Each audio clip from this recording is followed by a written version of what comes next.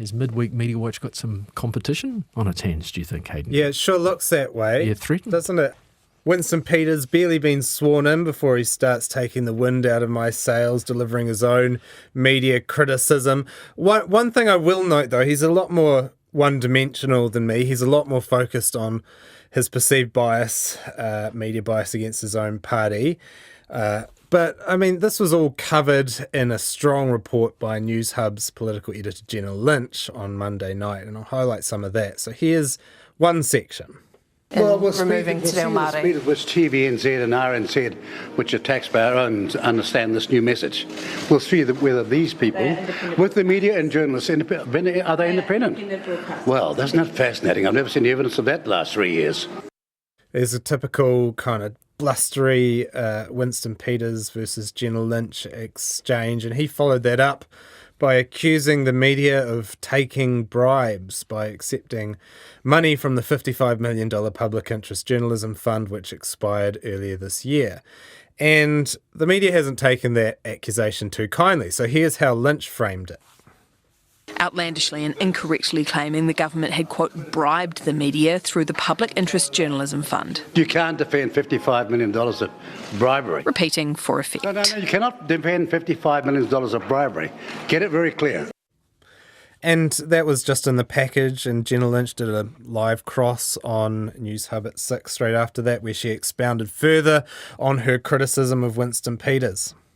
Ministers in the past have faced weeks of pressure for any perception that they may be trying to exert influence over our state broadcasters, and rightly so. Their editorial independence is sacred. It may have been okay for Winston Peters to have a lash at media on the election campaign, but this is something different. He is the Deputy Prime Minister, and this is about democracy. It is also unbecoming of a Deputy Prime Minister to falsely accuse the media of taking bribes from a government, and you can bet your bottom dollar that this particular Deputy Prime Minister and serial litigant Winston Peters would at least threaten to haul someone through the courts if the same baseless accusation was levelled at him. Some pretty tough, direct criticism there from Jenna Lynch, but I'm not sure, Mark, that Winston Peters was all that rebuffed by it. No, because he made a similar claim the next day. Yeah, exactly. He didn't take it to heart. He repeated the bribery claim at a photo opportunity for the first meeting of the government's new cabinet, and that prompted Jason Walls of News Talk ZB to respond on Twitter, X, formerly Twitter, actually, that way around. He said, astonishingly, Winston Peters has not only repeated his airing of conspiracy theories about media being bribed by the $55 million Public Interest Journalism Fund in the Cabinet Room today, he went further. Tell the public what you had to sign up to get the money, Winston said. Is it really all that astonishing, though? I mean, Winston Peters, we're talking about Winston. He hasn't exactly been shy and retiring with his thoughts on the media over the years, has he? Yeah, I'm a little bit flabbergasted by how flabbergasted some of the media has been about that, partly because, as you say, this is Winston we're dealing with here. His war with the media makes the war in Afghanistan look like a short skirmish by comparison, really. I mean, it's not new for him to be getting into these kind of scraps. Maybe it is as Deputy Prime Minister, but he has some form in this area. But other than that, this sort of bribery claim, it's not a new or an uncommon accusation or allegation. And the same sort of insinuation has been made by other politicians, including some mainstream ones. So, for instance, the new Media and Communications Minister, Melissa Lee, took some steps in that direction at a select committee in 2021 when she was still an opposition spokesperson. So here she is talking to RNZ's board chair, Jim Mather. Would RNZ be prepared to challenge, critique and even call for the resignation of the government or ministers at the risk of losing access to the Public Interest Journalism Fund? So that was a question to Jim, and obviously a concern for her there. Maybe she's just raising it on behalf of constituents, but you could see it as well with her colleague Louise Upston talking along similar lines to RNZ's Chief Executive Paul Thompson. Just on that question, in terms of balance, how will you ensure the views that might not be popular or politically correct are still provided to the public who are entitled to a view, And would you sack someone who dared to have a view that wasn't politically correct?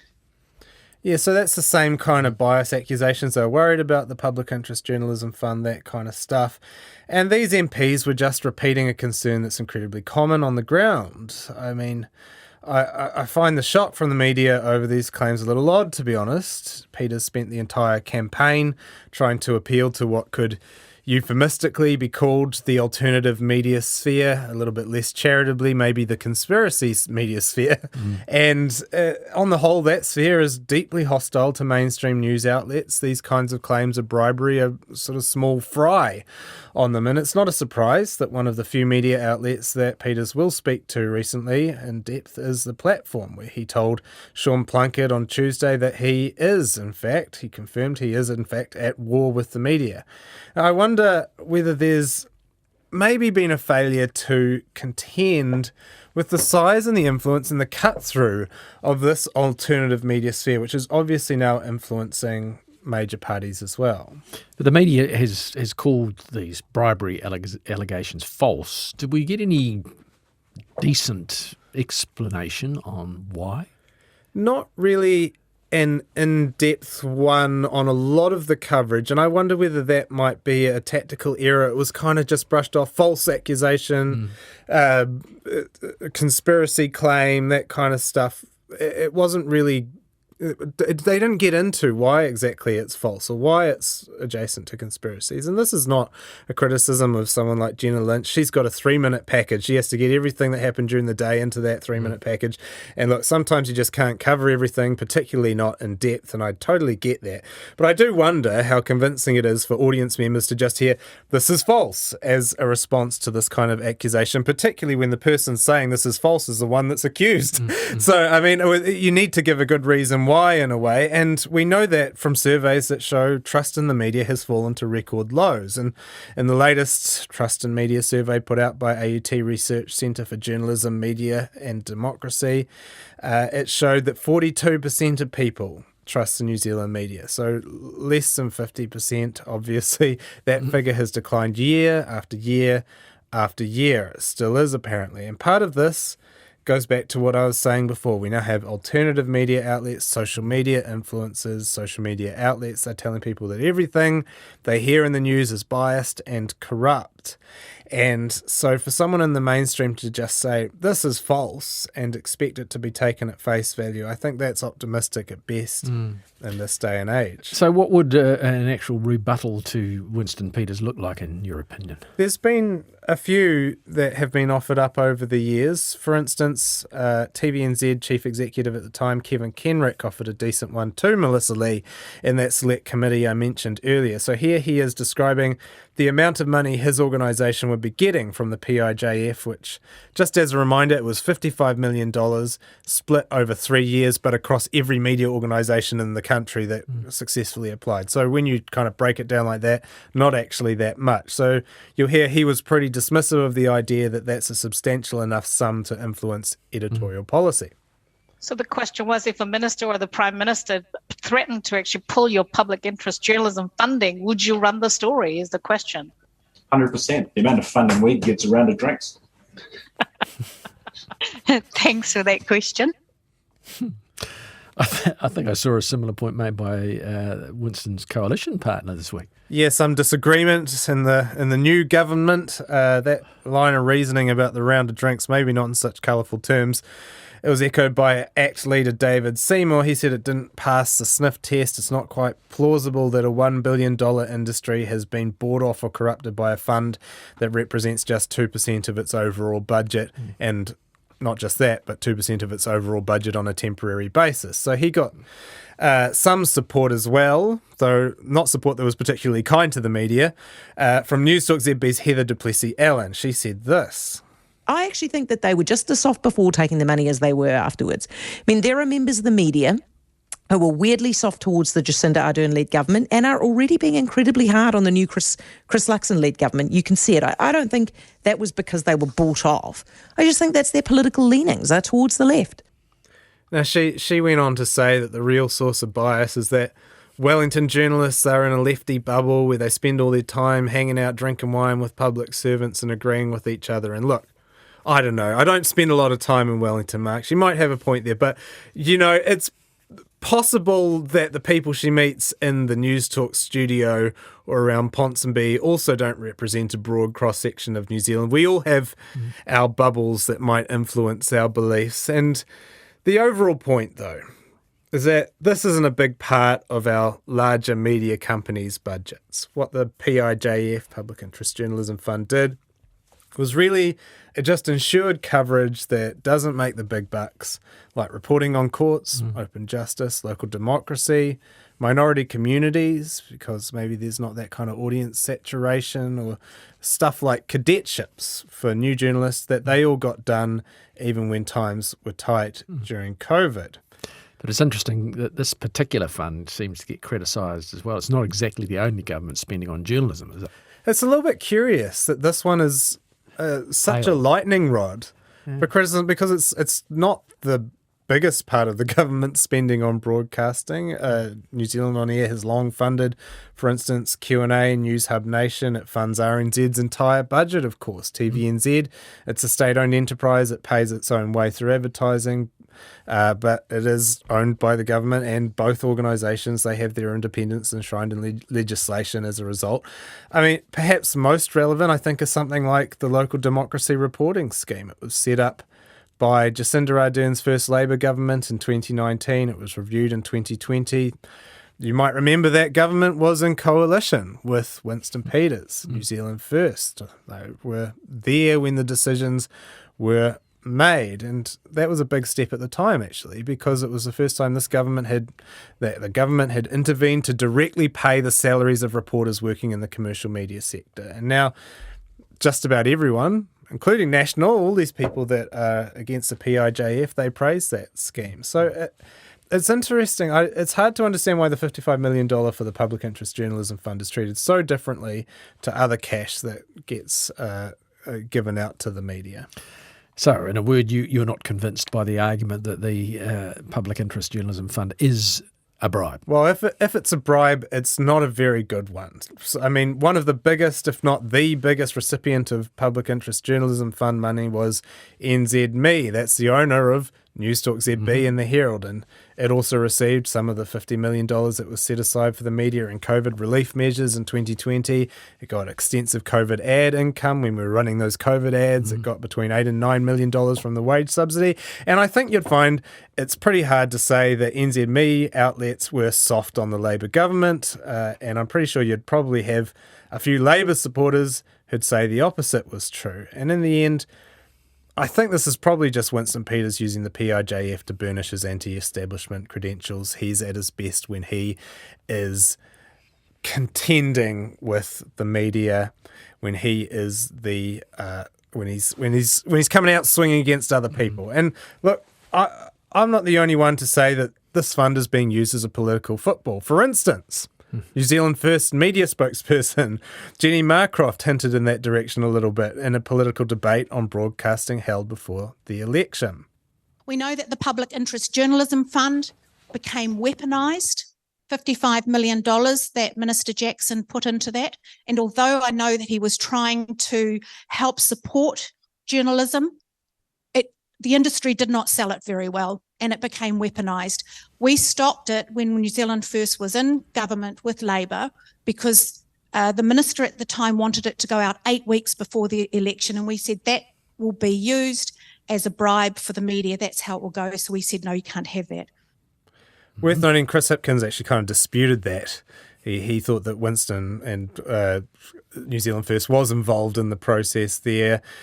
It's an interesting perspective in any case, because maybe Jenny Marcroft can take that stuff about Willie Jackson trying to help the media and this being weaponised to her boss, perhaps something she could raise at the next New Zealand First meeting.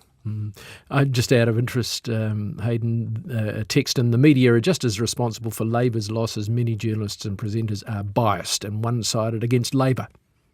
So that's from Gary. So okay, that's the way he reads it. Different perspective. Now it seems a lot of the discontent was because the Public Interest Journalism Fund required applicants to show a commitment to the treaty.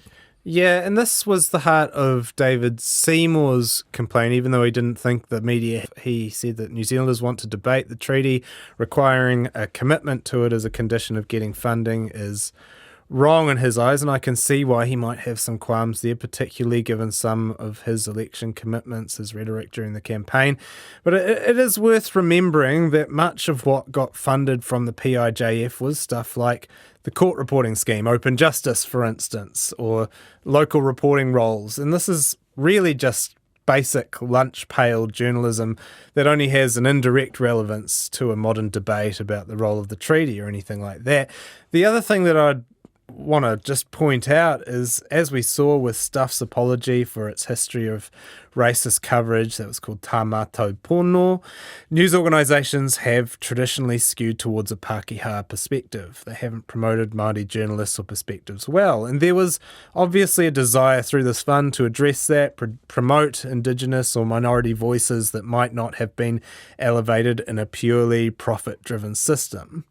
And, for instance, you had Torito cadetships at NZME for Māori journalists. They're a good example of one initiative that was aimed at addressing this issue, and it's actually been pretty successful. Now, you can say that's wrong, but this is a well-known issue in our media sector, which public funding agencies have been trying to address for a long time. And before we move on, you wanted to highlight a nice story you saw out there in the dreaded mainstream media this week. Yes, Tuesday morning on Morning Report, I heard this one. I was really impressed by it. It was by senior reporter Amy Williams, and it was on Te Koti o Timatanga Hou, which is Auckland's New Beginnings Court. And I just thought it was really well put together. It focuses on the story of Tim, who is facing low-level charges for offences committed while he was homeless and living rough. And the court is less formal than others, as you'll hear. It focuses more on helping people to get their lives back on track. So just as an indication of that, this is how a session opens. After opening with Waiata, participants take turns sitting before Judge Fitzgerald, who starts by asking how they are. First to the bench, Tim is graduating. We've seen the potential in you and the ability you've got to go on and find yourself the type of job you want to be doing, pursue those interests that you've got. And I hope that you see in yourself the potential that we see in you. Well, that definitely sounds a bit different to the usual court proceeding, I would have thought. Definitely a lot more nurturing than most of the courts that I've been in. And some listeners, they may say, oh, well, that's all a bit wishy-washy. But this is something that seems to be working. As Williams reports in her story, the court started in 2010. Evaluations have shown that its approach reduces reoffending rates by 66%, nights spent in prison by 78%, hospital admissions by 78%, and Tim is one of its success stories. And as a result of his efforts, he's got a discharge without conviction. And this is how his involvement with the court ends. I'm just going to ask everyone to join me in acknowledging you.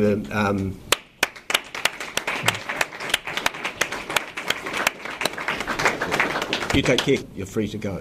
Tim is given a certificate and pounamu and has a photo taken with Judge Fitzgerald and the court's coordinator, Carmel Claridge. It's given me stability, it's given me a home, it's given me a second chance where I just truthfully thought I would have ended up in jail. It's also given me the courage to just keep pushing forward. Yeah, I thought that was an interesting story. It was really beautifully put together. The media's been pretty heavy on tough on crime rhetoric lately, I have to say. Ram rays have dominated the news for quite some months, and it's interesting and timely, I think, to hear the story of a successful initiative that doesn't fit that mould necessarily, seems to rely more on restoring dignity than taking it away, and seems to be successful, perhaps as a result. It's definitely successful in any case. The whole story is only 4 minutes long. I'd recommend tracking it down if you have that amount of time spare. Now, sticking around on the positive side of things, Three's much derided app seems to have got a bit of a spruce up. It has. Three's live streaming app, 3 Now, has long been the subject of some derision for its clunky layout, tendency to crash in the middle of shows or just about any time. It's compared unfavourably with TVNZ Plus, its crosstown rival streaming app, which apparently, according to the latest Where Are the Audiences survey from NZ On Air, gets used by 27% of the country on a daily basis. Three's app, on the other hand, used by 7% of New Zealanders daily. So they're sprucing it up. They're hoping that they'll bridge that gap, and the spruce up funded in part by the deep pockets of the channel's new owner, Warner Brothers. So what's it like? What's the new app like? I used it today, actually, Mark, and I have to say it does seem like a big improvement. It seems to have shamelessly stolen some design elements from the major streaming apps of its rivals, particularly Neon and, of course, TVNZ. But I'm in support of that. We should steal more stuff. We don't have to reinvent the wheel every time we do something new. If something works, we just steal it. I agree with that in every sector. So one of my core beliefs. And just as for functionality, I haven't used it all that much, so don't trust me entirely, but I was using it to stream the cricket earlier, and it worked perfectly fine. Loading times, very, very minimal. Has it got any big draw cards, perhaps to get people using the new and improved software? Well, the cricket that I just mentioned, the Black Cap series against Bangladesh, they've got the rights to that. It was announced today that its rival TVNZ has actually got the Bangladesh home series for the Black Caps in December. But I have to say, it's good to see cricket and major sports in general on free-to-air TV. It's long been behind the paywall. I love it. Bring back the good old days, eh? So bring back like rugby, One World of Sport from my childhood on TV1, right? Rugby, New Zealand's big game. That was yeah, absolutely. Rugby. Now, that's not all compliments. You wanted to issue one brickbat over an RNZ story. Yeah, as context for this one in Auckland, I'm sorry to focus on Auckland, but we have this road called Meola Road. It's getting an upgrade, partly because it's built on a former rubbish dump, seems to be subsiding. It'll get bus lanes, bike lanes, all that usual stuff. And it's part of what's called the Inner West projects, which are this bunch of street upgrades around these central suburbs, Grey Lynn, Point Chev, West Lynn.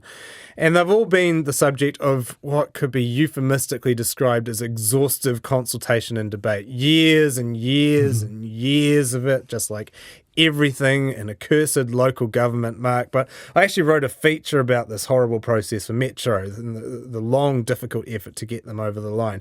And anyway, construction on Meola Road is finally set to start on December 15.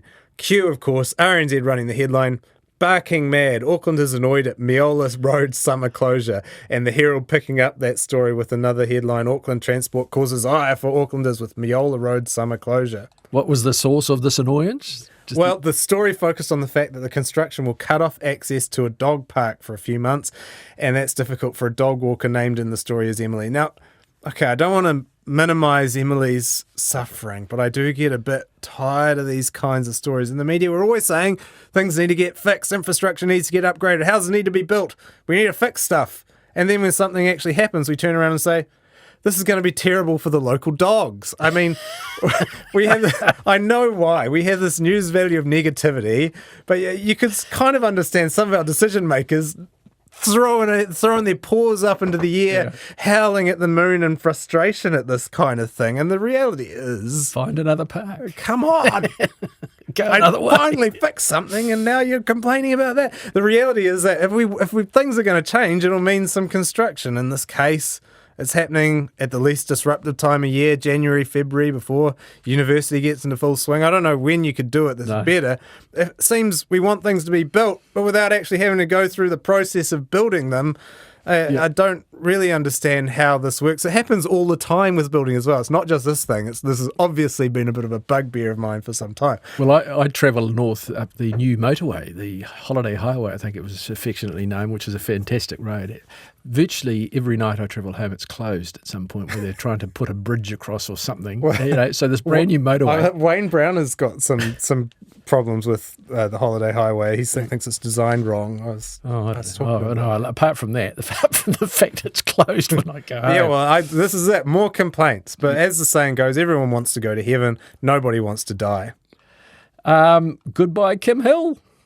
Goodbye, Kim Hill. She's gone. Legend of this station, our own broadcasting legend. She did a succession of valedictory interviews, which you can seek out. Hera Lindsay Bird, North and South. Toby Manhire in the spin-off. Russell Bailey, The Listener, and of course RNZ's own Jim Mora.